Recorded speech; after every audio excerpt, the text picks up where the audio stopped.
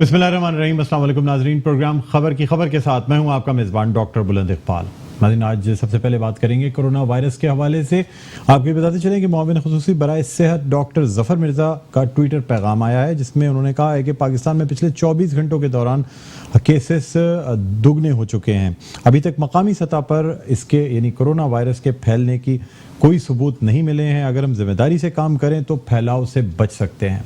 साथ ही आपको ये भी बताते चलें कि सिंध की वजीर सेहत डॉक्टर अजरा फजल पेचो ने आज एयरपोर्ट का दौरा किया है, वहाँ पे लगे स्कैनर्स उनका मुआयना किया। साथ ही बैरून मुल्क से आने वाले मुसाफिरों का जो एक हेल्थ कार्ड होता है या एक उनको परफॉर्मा दिया जाता है, सेहत से रिलेटेड हेल्थ डिक्लेरेशन फॉर्म ये कहलाता है, इसका भी जायज़ा लिया गया। ये भी देखा गया कि जो लोग एयरपोर्ट पर आते हैं उनको कोरोना वायरस के हवाले से किस तरह स्कैन किया जाता है। यहाँ आपको ये भी बताते चलें कि सिंध हुकूमत के तर्जुमान मुर्तज़ा वहाब साहब का ये कहना था कि जितने केसेस आए हैं वो तमाम बैरून मुल्क से आए हैं, लेकिन एक भी केस एयरपोर्ट पर पकड़ा नहीं गया। उन्होंने वफाकी हुकूमत को निशाना बनाया और उनका ये कहना था कि अगर वफाकी हुकूमत सही तरह से एयरपोर्ट पर स्कैनिंग कर रही होती तो ये केस ये केसेस जो हैं ये पाकिस्तान में दाखिल ही ना होते, क्योंकि कोरोना वायरस के पाकिस्तान में यानी इस मुल्क में फैलने के कोई सबूत अब तक नहीं मिले हैं। जितने लोग कोरोना वायरस से पॉजिटिव डिक्लेयर हुए हैं वो तमाम अफराद जो हैं वो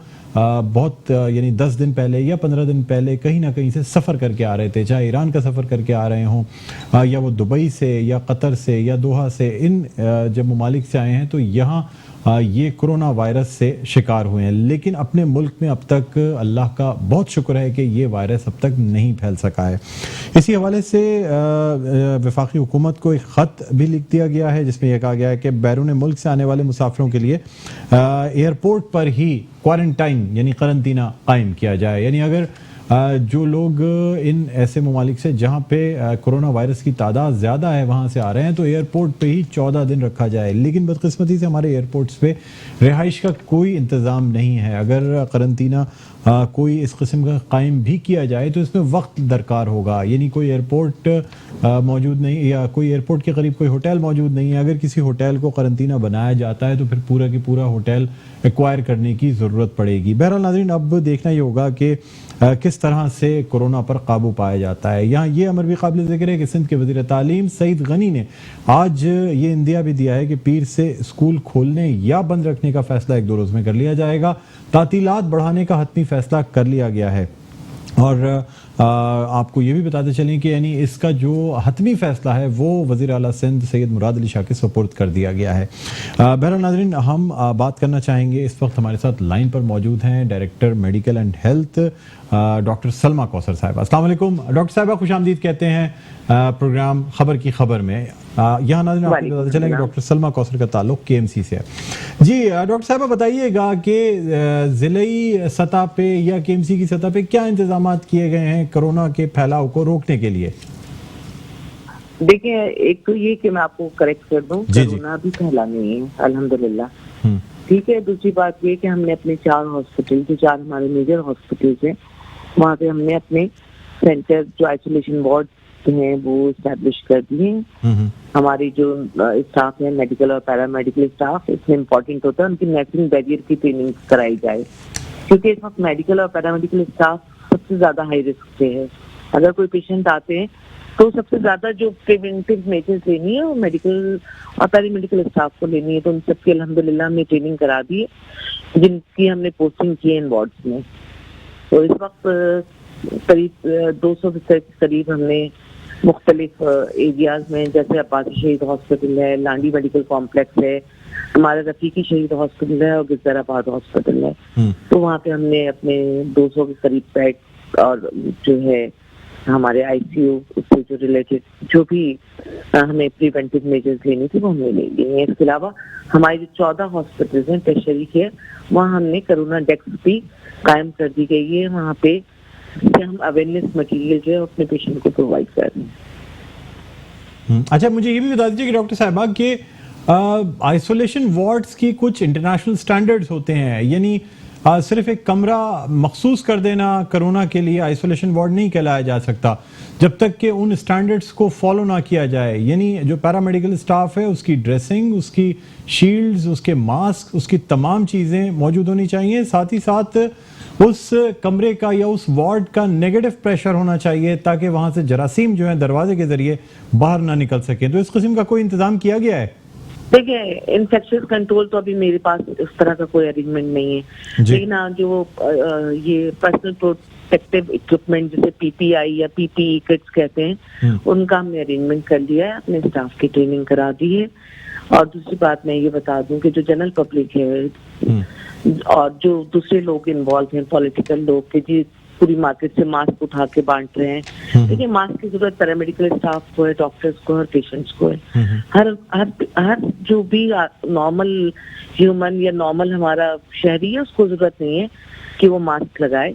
और ये मास्क प्लीज प्लीज मैं रिक्वेस्ट करूंगी कि ये हॉस्पिटलों की जरूरत के लिए रहने दें। अच्छा, तो यानी आम लोगों को चूंकि मास्क की जरूरत नहीं है, लेकिन अगर बचाव के लिए मास्क लगाए जाएं, क्योंकि हर शख्स जो है अगर कोई उसके सामने किसी पब्लिक प्लेस पे काम कर रहा है, ऑफिस में काम कर रहा है, उसके ऑफिस में या ऐसी जगहों पे कोई ऐसा शख्स मौजूद है जैसे खांसी है, नजला है, कोई दिन में ऑफिस में आ जाता है तो उसे बाहर तो नहीं निकाला जा सकता। तो ऐसी सूरत में क्या मास्क पहनने से कोई फायदा हासिल हो सकता है, कोई बचाव हासिल हो सकता है मास्क पहनने से, या कोई बचाव नहीं है मास्क पहनने से?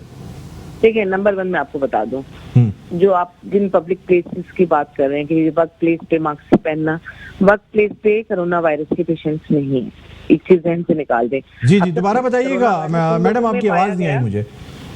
वर्क प्लेस के हवाले से आपने फरमाया, दोबारा फरमा दीजिए। मैं कहा वर्क प्लेस पे कोरोना वायरस के पेशेंट्स नहीं है, एक चीज ध्यान से निकाल दीजिए, नंबर 1। नंबर 2, जो बात है कोरोना के पेशेंट वो हैं जो उनकी ट्रैवलिंग हिस्ट्री है, इसके अलावा कोई भी ऐसा पेशेंट रिपोर्ट नहीं हुआ कि जो सिटी से रिपोर्ट हुआ हो कि शहर में जी फलानी जगह से, या तो उसका कोई कांटेक्ट हुआ है जिसकी ट्रैवलिंग हिस्ट्री है, तो सिर्फ उन लोगों की अब तक हमारे पास। आपकी आवाज नहीं आ रही मुझे।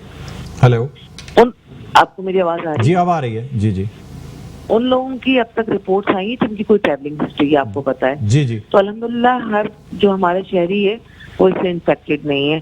सिंपल सी प्रिवेंटिव मेजर्स है। देखिए, पानी से हाथ धोने से भी ये वायरस खत्म हो जाता है, तो सादा साबुन और पानी से भी हाथ धो लिया जाए। अगर सैनिटाइजर अवेलेबल नहीं है तो भी आप इस वायरस से बच सकते हैं। दूसरी बात ये है कि अपने आप को गैदरिंग्स में ना लेके जाएं, शादियों की तकरीबात में ना जाएं, कोशिश करें अननेसेसरी मॉल्स में ना जाएं, शॉपिंग पे ना जाएं।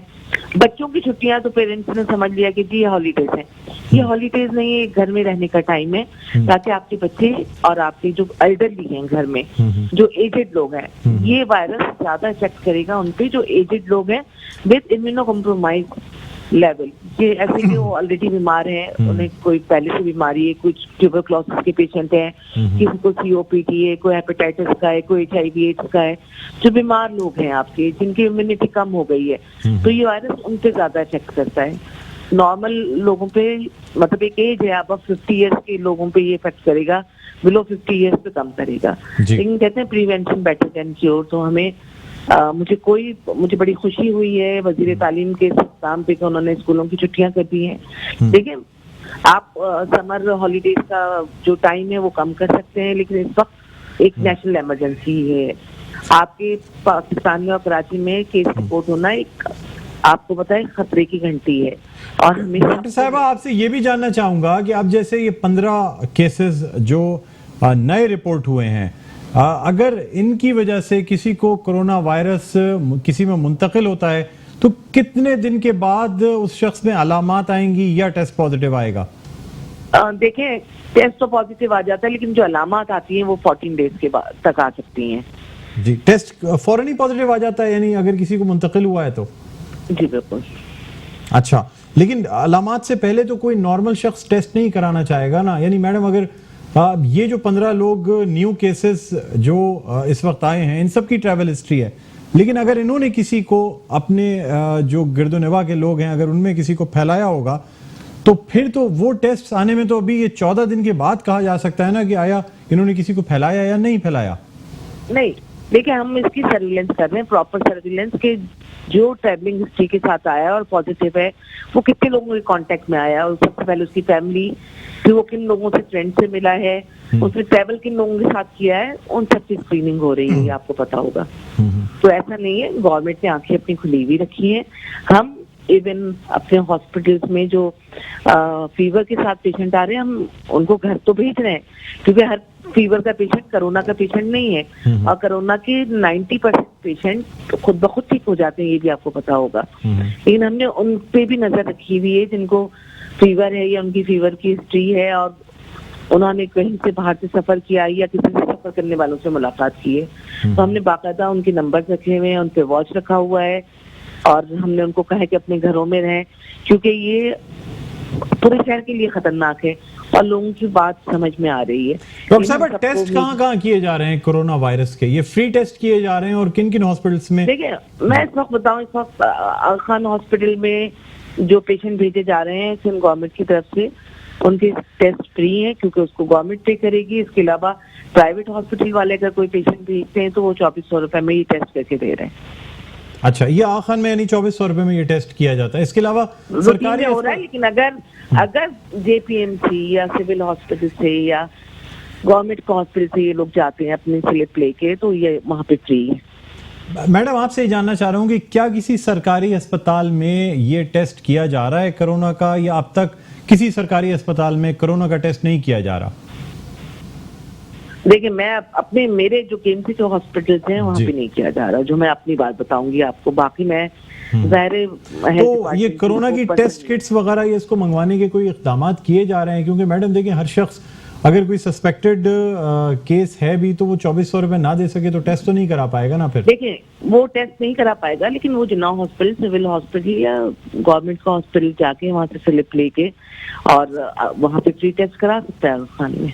ठीक है, यानी कराची में सिर्फ एक ही हॉस्पिटल है जहाँ ये टेस्ट या ये जो जितने केसेस रिपोर्ट हो रहे हैं वहीं से आदमी नताइज मिल रहे हैं? मुझे नहीं, देखिए मैं दूसरे डिपार्टमेंट की स्पोक पर्सन नहीं हूँ, मैं सिर्फ केएमसी की बात करूंगी। केएमसी में अभी हम कोरोना के लिए कोई टेस्ट नहीं कर रहे हैं। अच्छा, ठीक है, बहुत शुक्रिया। डॉक्टर सलमा कौसर साहिबा, डायरेक्टर मेडिकल एंड हेल्थ, हमारे साथ मौजूद थी, और इनका ये कहना था कि सिंध गवर्नमेंट के तहत जो हॉस्पिटल्स काम कर रहे हैं उनमें अगर कोई पेशेंट्स ऐसे आते हैं जिन पे शुबा जाहिर किया जाता है कि कोरोना के मरीज हो सकते हैं, तो फिर उन्हें एक निजी अस्पताल भेजा जाता है जहां से टेस्ट होते हैं। वहां का जो बिल है वो सिंध हुकूमत ने ये जिम्मेदारी उठाई है कि वो कोरोना के टेस्ट के अखराजात खुद पे करेंगे। लेकिन अगर कोई शख्स डायरेक्टली जाके टेस्ट करवाना चाहे तो एक मखसूस रकम है जो दे के एक निजी अस्पताल से टेस्ट कराया जा सकता है। बहरहाल नाज़रीन, एक छोटा सा वक्फा लेना चाहेंगे, वक्फे के बाद दोबारा आपकी खिदमत में हाजिर होते हैं। कहीं ना जाइएगा, देखते रहिए प्रोग्राम खबर की खबर।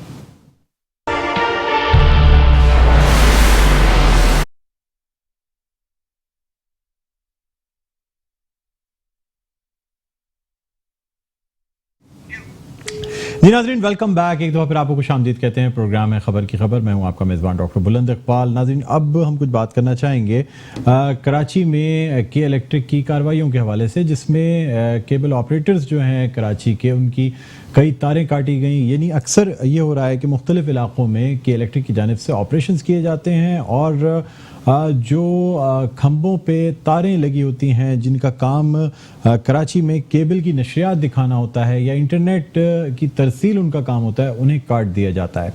कोई नोटिस भी नहीं दिया जाता, अचानक से ही पता चलता है कि किसी इलाके में ऑपरेशन हो रहा है। यहाँ नाज़रीन आपको ये भी बताते चलें कि ये जो पोल्स लगे हुए हैं जैसे के इलेक्ट्रिक, जिस पे के इलेक्ट्रिक का ये दावा है कि ये उनकी प्रॉपर्टी है, ये दरअसल केएमसी की ज़मीन पर जो है वो इंस्टॉल किए गए हैं। यानी इनकी तनसीब चूँकि केएमसी की ज़मीन पर है, इसलिए एक मसला ये भी है जो कि एक तनाज़ा चल रहा है कराची म्यूनसिपल कॉरपोरेशन और के इलेक्ट्रिक के दरमियान। ये भी तनाज़ा है कि के इलेक्ट्रिक की जानिब से इन पोल्स का कोई किराया नहीं दिया जाता, क्योंकि ये ज़मीन केएमसी की है और केएमसी हक रखती है कि वो इस ज़मीन का किराया ले सके। साथ ही साथ आपको ये भी बताते चलें कि जब केबल के जो सिस्टम है उसकी तारें कटती हैं तो फिर जो सारिफीन होते हैं वो टेलीविज़न चैनल्स देखने से कासिर हो जाते हैं। यानी जब भी केबल या किसी भी तार को काटा जाता है इंटरनेट और केबल की, तो फिर उनका जो मवासलाती निज़ाम होता है वो कट जाता है, यानी फिर सारिफीन जो हैं वो इन चीज़ों से महरूम हो जाते हैं। इसी हवाले से PBA जो कि पाकिस्तान ब्रॉडकास्टिंग एसोसिएशन है, उसने भी एक वो किया है, यानी इस पे एलामिया जारी किया है। साथ ही साथ आज एक बड़ी अहम मीटिंग हुई है जो कि कमिश्नर कराची और cable operators association of Pakistan cap के चेयरमैन की सरबराही में मुख्तलिफ केबल ऑपरेटर्स की मुलाकात हुई है। साथ ही साथ के इलेक्ट्रिक के नुमाइंदे भी इस मुलाकात में मौजूद थे और उसके बाद एक बाकायदा एक प्रेस कॉन्फ्रेंस की गई, एक एलामिया जारी किया गया जिसमें कहा यह गया कि सिंध हुकूमत का एक अच्छा इक़दाम है कि वो शहर को खूबसूरत बनाने के लिए बाकायदा जो है वो एक मुहिम चला रही है जिसमें ऐसी डक्ट्स बनाई जा रही हैं जिनमें कि बाकायदा तमाम तारें, चाहे वो केबल की हों या वो इंटरनेट की तारें हों, उसके अंदर ये जो डक्ट्स हैं उनके ज़रिए ये तारें ट्रैवल करेंगी। साथ ही साथ एक टाइम पीरियड लिया गया है, ये कहा गया है कि तकरीबन 3 साल का अरसा दरकार होगा यानी इस पूरे सिस्टम को कंप्लीट करने के लिए।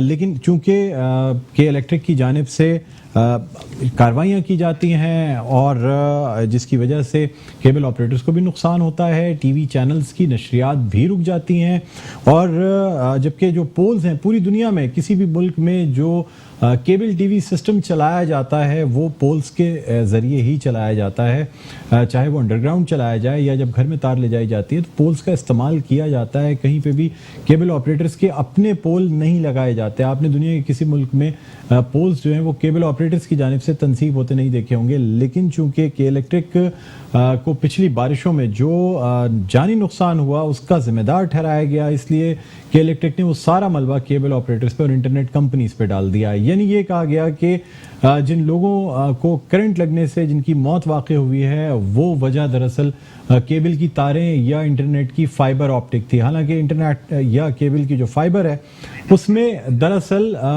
बिजली नहीं चलती बल्कि शुआएं चलती हैं जो कि रेज होती हैं और वो रेज एक पाइप में ट्रैवल करती हैं, तो फाइबर में किसी किस्म का करंट नहीं होता। यहाँ आपको ये बताते चलें कि नेपरा ने वाज़े तौर पे इन तमाम जानों का जो नुकसान है इनको कंपनसेशन देने के लिए और इसका जिम्मेदार के इलेक्ट्रिक को ठहराया है और अब मुख्तलिफ जगहों से तारें भी काटी जा रही हैं। खैर आज जो मीटिंग हुई है इस हवाले से हम बात भी करना चाहेंगे। इस वक्त हमारे साथ ऑनलाइन मौजूद हैं चेयरमैन कैप खालिद अराई साहब। अस्सलाम वालेकुम खालिद अराई साहब, खुश आमदीद कहते हैं प्रोग्राम खबर की खबर में।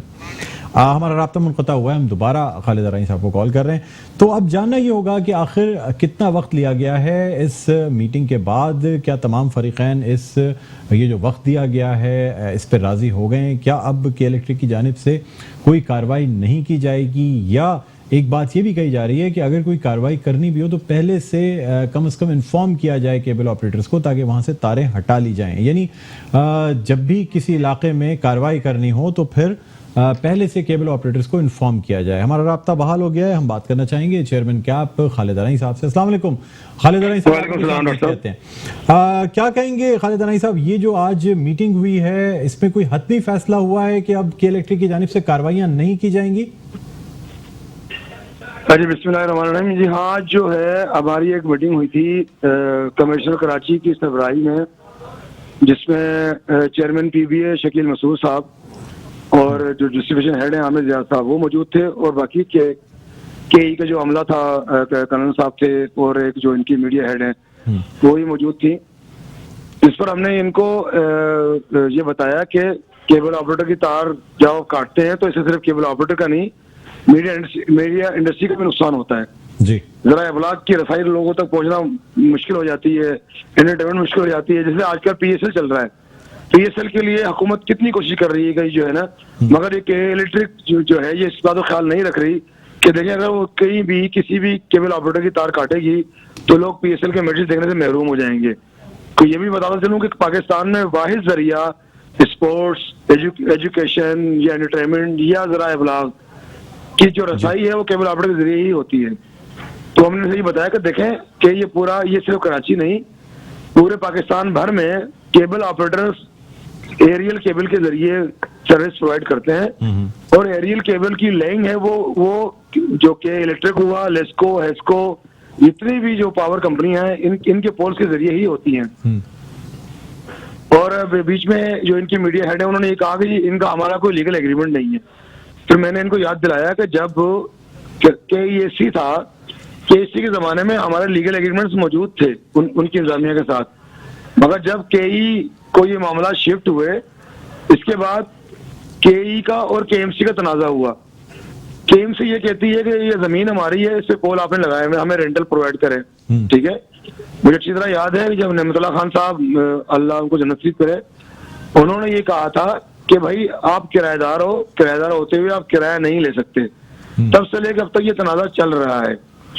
तो KE ये कहती है हमें कि आप हमारे पोलों से तार हटा दें। तो उनसे मैंने ये कहा कि अगर जिस तरह आप कह रहे हैं हमें कि पोल से तार हटा दें, इस तरह अगर आपको KMC ये कह दे कि हमारी जमीन से पोल हटा दें, तो आप किस तरह लोगों को बिजली लोगों को सप्लाई करेंगे? इस तरह जिस तरह इनका काम भी डिस्ट्रीब्यूशन का है, तो हमारा काम भी डिस्ट्रीब्यूशन का है, मीडिया इंडस्ट्री को पहुंचाने का जी। तो हम बैठ के इसको बेहतर कर सकते हैं। फिर मैंने इनसे ये भी कहा कि देखिए, अगर आप ये कहते हैं कि जो खैबर शहबाज में जो वाकया हुआ था, जो कुछ लोग तीन बच्चे जो जहां बहक हो गए थे, मैं उसका जिम्मेदार केबल ऑपरेटर नहीं है। तो मैं उन्हीं दिनों के अंदर हैदराबाद, पूरा हैदराबाद, आधा हैदराबाद डूब गया। तो मुझे अच्छी तरह याद है जब मुराद अली शाह वहां विजिट पे गए तो उनकी गाड़ी के अंदर भी पानी आ गया था, मगर वहां कोई अमवात नहीं हुई क्योंकि वहां पर प्रॉपर अर्थिंग और ये सब चीजें मौजूद थी। कहीं कहीं देखें, कहीं कहीं के इलेक्ट्रिक की भी गलती है और कहीं कहीं केबल ऑपरेटर्स की भी कई कोताही होगी। हमारी कोताही सिर्फ ये है कि हमारी तारें जो हैं बेहंगम तरीके से लगी हुई हैं। मैं अपने सार्फिन को और लोगों को ये बता दूं, केबल ऑपरेटर की वायर में कोई करंट नहीं होता, क्योंकि करंट तो पोलों पर और इनकी बिजली में होता है। अगर कोई तार, कोई बिजली की वायर अगर केबल ऑपरेटर की तार पे गिर जाए तब जाए कुछ चीज हो सकती है, मगर हमारे तो केबल के वायर के सिर्फ पल्स होते हैं, जो कि 6 वोल्ट 12 वोल्ट, वो भी DC वोल्ट है, जो किसी इंसान को नुकसान नहीं पहुंचा सकते। बहरहाल आज हमारी मैं चेयरमैन PBA का शुक्र अदा करूंगा, शकील मसूद ने भी बड़ी खुल के बात की, क्योंकि देखें हर तरफ से प्रॉब्लम है। हमने ये भी बताया कि पूरी कराची के अंदर तकरीबन 1 lakh metre wire cable operator का बिछा हुआ है, जो कि एक दिन में खत्म नहीं होगा। और मैंने ये भी कहा कि जब आपकी ट्रांजेक्शन हुई थी KESC से KE के लिए, तो हम मौजूद थे, हम जहेज में साथ आए थे इनके, हमारी पोलो के ऊपर जो इनकी वायरें मौजूद थी, बाकी हमारे कॉन्टेक्ट थे।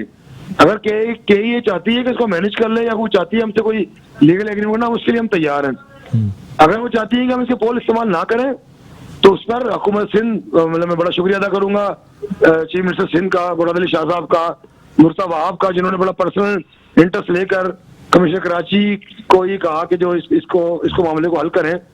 और अब कराची के अंदर एक कॉमन कॉरिडोर बनाया जा रहा है केबल ऑपरेटर्स के लिए, और जितने भी ISPs प्रोवाइडर्स हैं, जिसके अंदर ये मोबाइल कंपनीज भी हैं और इंटरनेट सर्विस प्रोवाइडर भी हैं, सबका एक कॉमन कॉरिडोर बन रहा है, जो कि पूरे कराची में तकरीबन 1150 किलोमीटर पर ये पूरा जितने भी कराची के रोड्स हैं, इनको हम कंप्लीट करेंगे। मगर इसके लिए हमें 3-4 साल का टाइम चाहिए। उस तक के इलेक्ट्रिक हमको टाइम दे, हम ग्रेजुअली जो है ना हर महीने, हर 2 महीने में एक रोड क्लियर करते जाएंगे और इनकी पोल से हमने अपनी तारें हटाते जाएंगे। जिस पर आमिर रियाज साहब ने हमारी बात को सुना और मैं उनका भी शुक्रिया अदा करता हूँ, उन्होंने हमारे मसले को समझा। उन्होंने भी कहा कि पीर या मंगल को हम बैठते हैं सब रीजन के हेड के साथ, और केबल ऑपरेटर बैठ जाए, हम बैठ जाए और हम बैठ के इसको मसले का हल निकाल लें। हमने कहा कहीं आपको प्रॉब्लम आ रही है, कहीं आपने किसी पोल पे मेंटेनेंस करनी है, हमारी वायरें ज्यादा है, तो हम उसको उतार के उसको ठीक कर सकते हैं, हम उसको बंडलिंग कर सकते हैं, उसको इकट्ठा कर सकते हैं। तो इस पे जो है ना अगले हफ्ते एक मीटिंग होगी, और मैं ये उम्मीद करूंगा जो के इलेक्ट्रिक के लोगों ने वादा किया है कि हमारे केबल ऑपरेटर की वायरें नहीं काटी जाएंगी, तो उस पे उस वादे को वो पूरा करेंगे। खालिद साहब, आपकी माजी में भी मुलाकातें हुई हैं, मीटिंग्स हुई हैं, ये तमाम फैसले भी हुए हैं, लेकिन इन पर अमल दरामद नहीं होता। पहले भी मुझे याद है एक मीटिंग हुई थी, कमिश्नर कराची साहब की मौजूदगी में ये मीटिंग हुई थी, और उसमें ये कहा गया था कि अब के इलेक्ट्रिक की जानिब से कार्रवाइयां नहीं की जाएंगी। फिर भी हम आए दिन देखते हैं कि के इलेक्ट्रिक की जानिब से किसी न किसी इलाके में कार्रवाई की जाती है और अचानक अलग सुबह जो है ये कार्रवाई करके तमाम तारें काट दी जाती हैं। जी डॉक्टर साहब ने बिल्कुल ठीक कहा। पता है पिछली जो मीटिंग हुई थी हमारी लास्ट नवंबर में जी, तो कमिश्नर कराची साहब ने हमें यकीन दहानी कराई थी, उसमें के लोग थे कि जब तक हम इसका मुस्तकिल हल नहीं निकालते वायर नहीं काटेंगे। मगर मुझे नहीं पता पड़ता अचानक के इलेक्ट्रिक को क्या हो जाता है, क्योंकि वो प्रेशर पता है वो यही चाह रहे हैं कि जो अमवात हुई है उसका इल्जाम इन पर ना आए। देखो जो हो गया हादसा हो गया, जो हो गया हादसे तो कोई किसी ने जानबूझ के नहीं किया, अगर कोई इसका जिम्मेदार कोई भी हो, मगर हम उसको बेहतर कर सकते हैं। अभी जो तारें काटी गई हैं, जो मानसून की बरसातें होने वाली हैं, उससे पहले इन्होंने कहा कि हमने केबल ऑपरेटर की वायरों को हटा दिया ये वो, मगर हमने उनको ये कहा कि भाई देखिए इसके जिम्मेदार हम नहीं है। अभी मेरे ख्याल में के इलेक्ट्रिक बड़ा अच्छा काम कर रही है कि मैं देख रहा हूँ कि वो हर पोल पे अर्थ लगा रहे हैं। मेरे ख्याल में इस बार जो है इस तरह कोई कोताही नहीं होगी और अमवात इंशाल्लाह नहीं होगी इंशाल्लाह, क्योंकि वो के इलेक्ट्रिक के लोगों ने प्रॉपर अर्थिंग करना शुरू कर दी है और जिससे बड़ी बेहतरी आएगी। माली साहब ये भी बता दीजिएगा कि आपकी एक बात कर रहा हूँ जी जी कि अभी जो चीफ मिनिस्टर सिंध और कमिश्नर कराची ने एक फैसला किया कॉमन कॉरिडोर का, मुझे अफसोस से कहना पड़ता है, देखें कराची के जो असल जो जिम्मेदार है, जिसमें जिम्मेदारी आयद होती है मेयर कराची, वो मेयर कराची सिटी गवर्नमेंट है जो कराची की है, कराची को ख्याल इनको करना चाहिए क्योंकि इन्होंने लोगों से वोट लेना है। एक तरफ बात होती है कराची की खूबसूरती की, देखें जब शहबाज शरीफ साहब ने लाहौर को खूबसूरत करना था तो उन्होंने हमारे ऑपरेटर्स को बुलाया कि मुझे ये वायर नहीं चाहिए, तो उन्होंने केबल ऑपरेटर्स को फैसिलिटेट किया, एलडीओ को एक ऑर्डर किया और हमने आप देखें पूरे लाहौर के तकरीबन जो नए जो रोड बने हैं वहाँ आपको एक भी वायर नजर नहीं आएगी। हम ये चाह रहे हैं कि हमें फैसिलिटेट किया जाए। हम तो इस जो कराची की खूबसूरती के लिए अपना किरदार अदा करना चाहते हैं, मगर देखें हमने तो जो अपना वादा पूरा किया। अब देखें जो कॉमन कॉरिडोर बन रहा है इसमें केबल ऑपरेटर्स के तकरीबन अरबों रुपए लग जाने हैं। इसे हमने रोडों की खुदाई करनी है, पाइप डालने हैं, ऑप्टिक फाइबर डालनी है। फिर हमने ये भी कहा कि जिस तरह हम रोड को खोदेंगे उस तरह हम इसको बंद भी कर देंगे, कोई नुकसान नहीं होगा, इसकी हम गारंटी करेंगे। मगर जो मेयर कराची है वो चाहते हैं केबल ऑपरेटर से पैसा लेना, तो हमने कहा या तो आप पैसा ले लें या तो शहर खूबसूरत कर लें, कहीं ना कहीं सेक्रीफाइस आपको करना पड़ेगा, क्योंकि जो प्राइवेट सेक्टर है वो खुद रोड खोद रही है, खुद उसको बंद कर रही है, तो इसमें इनका क्या सिर्फ इनका रोड खोद रहे हैं। हम तो सिर्फ ये चाह रहे हैं जो ये ROW लेते हैं, जो नाटा पे हैं, वो हमको माफ किया जाए। जिस पर चीफ मिनिस्टर सिंध हुआ, वजीर बल्दियात हुए, ये वजीर कानून हुए, इसमें एग्री हैं। मगर मैं बड़ा अफसोस से कहना पड़ता है कि एक जमाने में जब वाटर कमीशन बना था तो वसीर साहब बोलते थे खालिद कुछ भी करो, ये रोड मेरे क्लियर करो, मगर अब वो कहते हैं कि मुझे रेवेन्यू चाहिए। तो रेवेन्यू लेंगे और भी कई तरीके हैं, बैठ के हम बात कर सकते हैं, मगर देखें केबल ऑपरेटर अपना किरदार अदा करने को तैयार है। अब सवाली निशान ये है कि मेयर कराची अपना किरदार किस तरह अदा करेंगे, ये आगे देखना होगा। हम तो चाहते ये हैं कि आज हमें इजाजत दें, इंशाल्लाह 2-3 साल के अंदर कराची को हम इतना खूबसूरत कर देंगे कि ये जितनी भी वायरें जो नजर आती हैं, जो कुछ नजर आती हैं, सब खत्म हो जाएंगे। मगर हमें जो यहाँ के सिविक इदारे हैं हमें उनका ताउन चाहिए, हम अपना ताउन करने के लिए तैयार हैं। बाकी उन पे मुनसर है कि वो कब तक जो है ना हमसे, मैं मेयर कराची से उम्मीद करूंगा, बल्कि मैं खालिद मकबूल साहब और आमिर खान से भी रिक्वेस्ट करूंगा कि वो मेयर कराची साहब से बात करें और जो हमारे इस मामले में मतलब, क्योंकि हम कराची के केबल ऑपरेटर हैं और आप कराची की मुंतखब जमात हैं, तो मैं उम्मीद करूंगा कि इंशाल्लाह जो है ना इस मसले को इसको जल्द मसला हल कर दिया जाएगा। जिस दिन ये मसला हल होगा उससे अगले दिन जो है हम ये पूरे कराची के रोडों पे काम शुरू करेंगे इंशाल्लाह, और अगले कुछ दिनों में आपको बेहतरीन चीजें नजर आएगी इंशाल्लाह। ठीक है, बहुत शुक्रिया। खालिद अनाई साहब, chairman cable operator association of Pakistan, हमारे साथ ऑनलाइन मौजूद थे और उनका ये कहना था कि उम्मीद करते हैं कि अगर KMC की जानिब से ये मसला हल हो जाता है तो बहुत जल्द कराची की सड़कों पर या पोल्स पे जो तार नज़र आते हैं वो तार अब नहीं नजर आएंगे, यानी वो तमाम तारें अब अंडरग्राउंड कर दी जाएंगी, जिससे कि कराची को खूबसूरत बनाया जा सकता है। नाज़रीन, एक छोटा सा वक्फा लेना चाहेंगे, वक्फे के बाद दोबारा आपकी खिदमत में हाजिर होते हैं। कहीं ना जाइएगा, देखते रहिए प्रोग्राम खबर की खबर।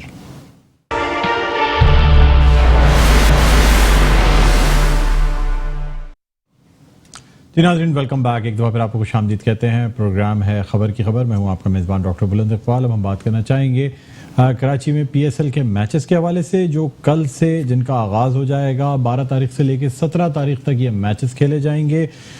शुरू में बहुत क़यास आराइयाँ की गई कि शायद कराची से इन मैचेस को शिफ्ट कर दिया जाए, लेकिन कमिश्नर कराची और सिंध हुकूमत की कोशिशों से अब ये मैचेस अपने वक्त पर हो रहे हैं। आज लाहौर में जो मैच था मुल्तान सुल्तान्स और क्वेटा ग्लैडिएटर्स के दरमियान, ये मैच बारिश की वजह से जो है वो ख़त्म कर दिया गया, कॉल ऑफ कर दिया गया। 1-1 पॉइंट्स दोनों टीमों को मिल गया है, लेकिन यहाँ आपको ये भी बताते चलें कि इस एक पॉइंट की वजह से कोयटा ग्लैडिएटर्स की मुश्किलात में मजीद इजाफा हो गया है।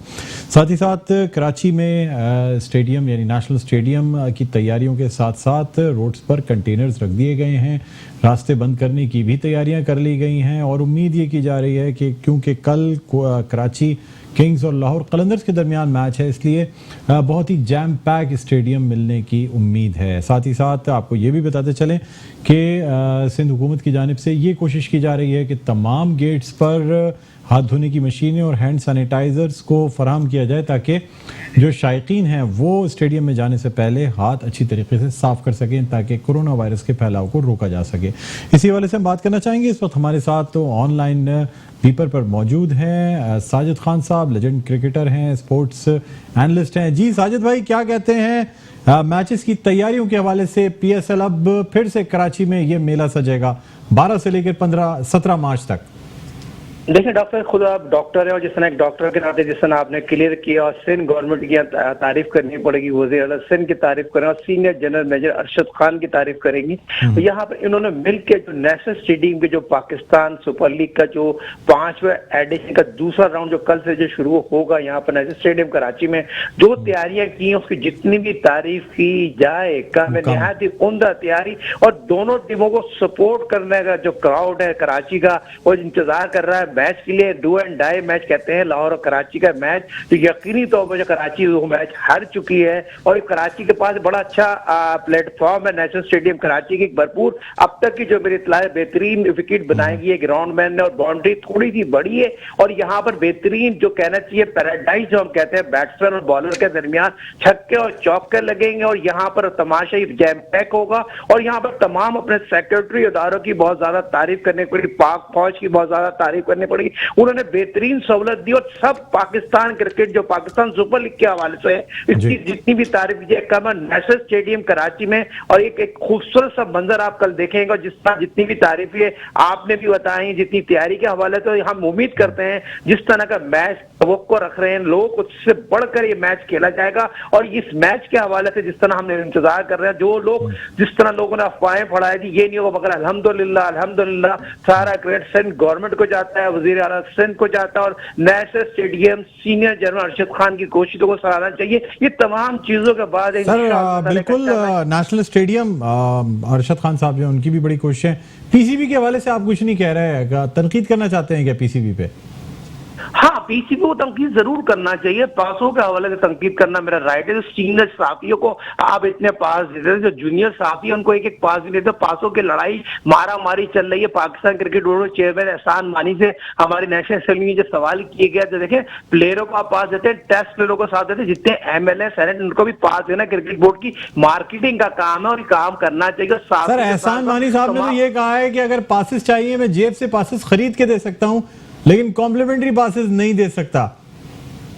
नहीं दे सकते हैं, ये सब चीजें आप क्यों? अच्छा एक मुझे बताइए सीनियर 4-5 साथी हैं उनको 15-15 पासिस क्यों देते हैं आगे गैर लीग है, ये मुझे बताइए। सीनियर साथी जो पाकिस्तान क्रिकेट बोर्ड की तारीफें करते हैं, चैनल पर बैठ के बोर्ड के पे रोल पे है और यूट्यूब पे प्रोग्राम और क्रिकेट कमेंट्री होती है 50,000 रुपए लेते हैं, उनको क्यों PCB ओबलाइज करता है? तो आपको बैलेंस सब साथ रखना चाहिए और सबको एक साथ लेके चलना चाहिए। किसी को 25 पास देते हैं, किसी को 2 पास देते हैं और किसी को पास भी नहीं देते। और आप बात ये कहते हैं आप मुझे ये नहीं पता ये नहीं पता। लेकिन हमारी तो बातचीत हुई समी बरनी साहब से, आज शाम भी मेरी गुफ्तगू हुई, उनका ये कहना था कि मीडिया का जो कोटा है जितने पासेस जिन जिन साफियों को देने थे उन सबको आज शाम तक पासेस दे दिए गए थे।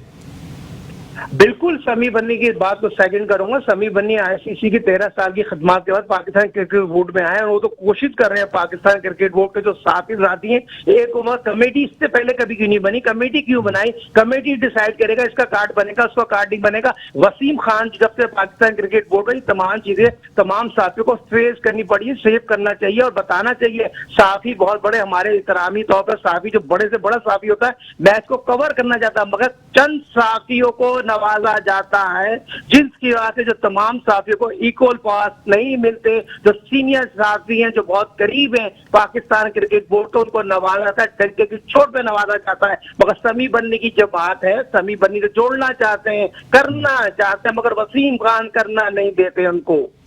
ठीक है जी, बहुत शुक्रिया साजिद खान साहब, लेजेंड क्रिकेटर और स्पोर्ट्स एनालिस्ट हमारे साथ मौजूद थे और काफ़ी तनकीद का इन्होंने निशाना बनाया। ख़ास तौर पर इनका कहना यह था कि तमाम सहाफ़ियों को जो है वो फ्री पासेस देने चाहिए। जब चंद सहाफ़ियों को दी जा सकते हैं तो तमाम सहाफ़ियों को भी दी जा सकते हैं। हालांकि इस हवाले से हमारी समी बर्नी साहब से बातचीत भी हुई और उनका ये कहना था कि मीडिया के कोटे के जितने पासेस है कल के मैचेस के यानी कल के मैच के वो तमाम लोगों में डिस्ट्रीब्यूट किए जा चुके हैं। लेकिन नाज़रीन हमें यहाँ ये भी सोचना चाहिए कि एक लिमिटेड क्वान्टिटी होती है। अगर किसी मैच में टिकट्स ना फ़रोख्त हो रहे हों तो उस सूरत में तो फ्री एंट्री भी खोली जा सकती है, लेकिन जहां जैम पैक स्टेडियम हो वहां इन चीज़ों को मैनेज करना थोड़ा मुश्किल हो जाता है। बहरहाल हमारे प्रोग्राम का वक्त अपने इख्तिताम पर पहुंचता है। मुझे बुलंद इकबाल को इजाज़त दीजिए। अपना बहुत ख्याल रखिएगा। अल्लाह हाफ़िज़।